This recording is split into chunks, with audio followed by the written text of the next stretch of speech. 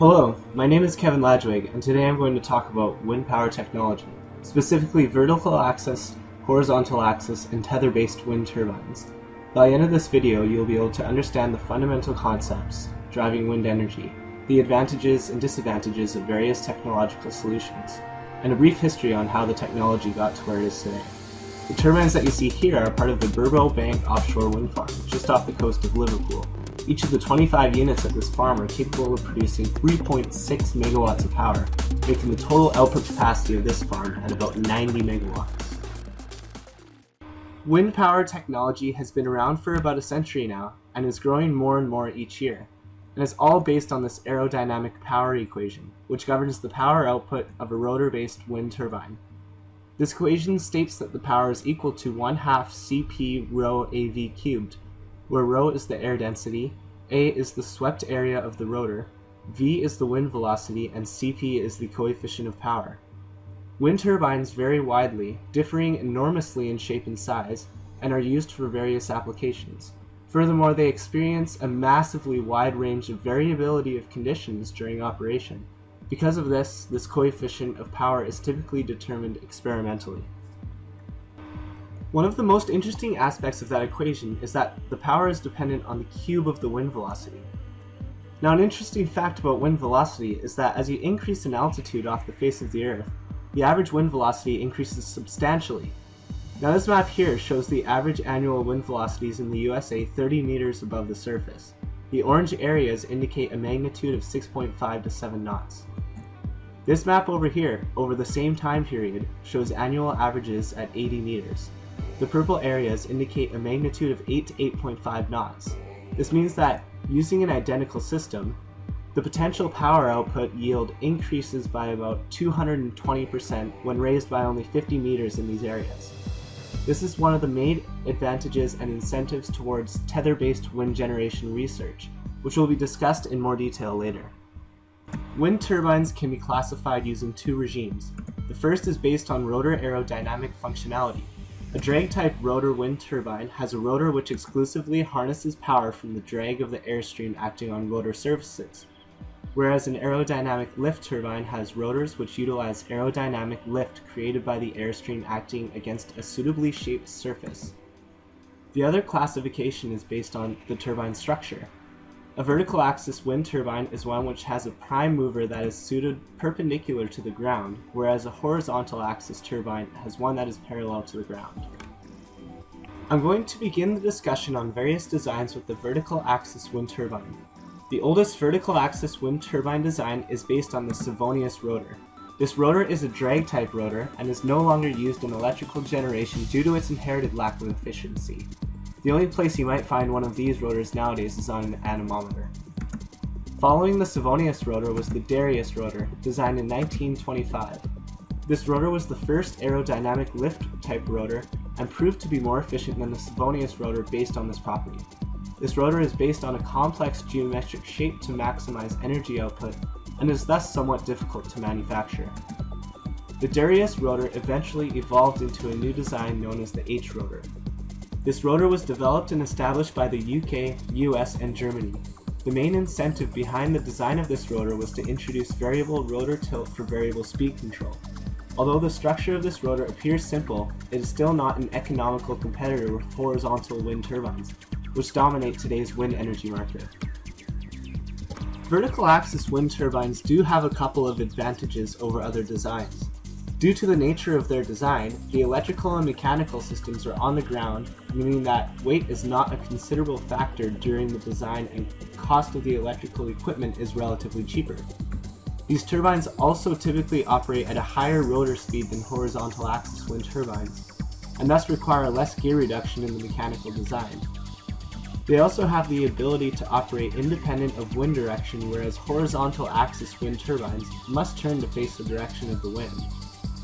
These turbines have many disadvantages though. They do not have the ability to control angular rotor speed mechanically, with the exception of the H rotor design. And during operation, the rotor produces rapidly varying field flows, and the resulting flow system is too complex to be analytically understood using modern analysis techniques. Furthermore, they have a low starting torque and are therefore unable to self-start. Lastly, these turbines can only access low wind environments due to low installation heights. Horizontal axis wind turbines are the dominant wind energy technology design standard today, which is due to the many advantages that they have over other designs. One of the main advantages is that the design of most of these turbines is propeller-based, which is a technology that has been researched and optimized extensively due to its countless applications.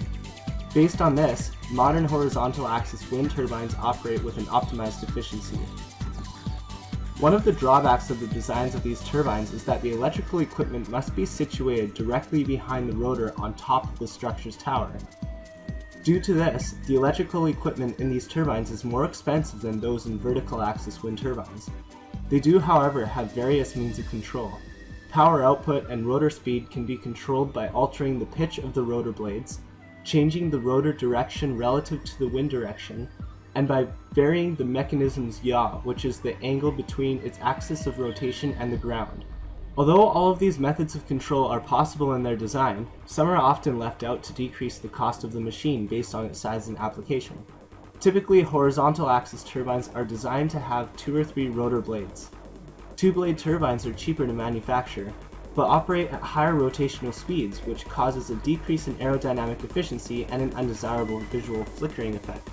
In summary, horizontal axis wind turbines are the preferred design because of the various methods of control they have, and their optimized propeller-based technology. The only major disadvantage that these designs have is that the electrical equipment must be housed at the top of the tower behind the rotor. Tether-based wind turbines are a relatively recent idea and are yet to be adopted in the wind energy market as a competitor to horizontal and vertical axis wind turbines, but are currently being researched by many groups worldwide. The two systems discussed here are kite-powered tethers and airborne wind generator tethers, or AWGs. Kite-powered tether systems require complex operation and control and generate a cyclical power output, but provide a low cost of materials and have the ability to reach much higher altitudes than traditional turbines. The power curve that you can see on this slide is a typical output of one of these systems. Now, the tallest wind turbine that exists now is just shy of 250 meters, and these systems have the ability to reach altitudes well over 1 kilometer. An animation of this cyclical operation can be seen in this video provided by Kite Power from the University of Delft in the Netherlands. As the wind pulls the kite out, it spins the spool it is attached to on the ground and generates power. The device is flown in a figure-8 pattern to maximize crosswind velocity and maintain orientation. Once the kite is fully extended, it is flown up to the zenith where there is a much lower load on the kite. Once it is there, it is reeled back in to begin the next cycle. An AWG tether unit is similar to a kite-powered tether unit, but its generation equipment is located on board and operates at a fixed tether length during power generation. This system generates power using onboard rotors and flying constantly in circles at high altitudes. This system has the benefit of avoiding the cyclical power output generated by kite-based systems and also has the ability to self-launch. In this video provided by Mechani Power, you can see the operation of their 30 kilowatt prototype. Once the AWG has reached its desired altitude, it begins to fly in circles until required to land. At that point in time, energy can be provided to the unit such that it can safely land itself. Electrical energy is generated on board and transferred down the tether line. Wind power technology provides a sustainable alternative for electrical energy generation around the world.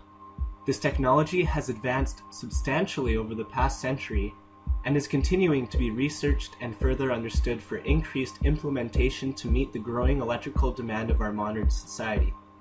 This technology began primarily with the Savonius rotor vertical axis wind turbine, but is currently dominated by horizontal axis propeller-based turbines due to their many advantages over vertical axis turbines and the numerous advances in propeller technology. Tether-based wind power concept designs demonstrate some major advantages over current turbine solutions, and may one day in the near future become an active competitor. But these systems have yet to be adopted by the alternative energy market due to lack of research, testing, and production. Wind power technology will continue to grow and contribute significantly to the load demands of the future. Thank you very much for watching.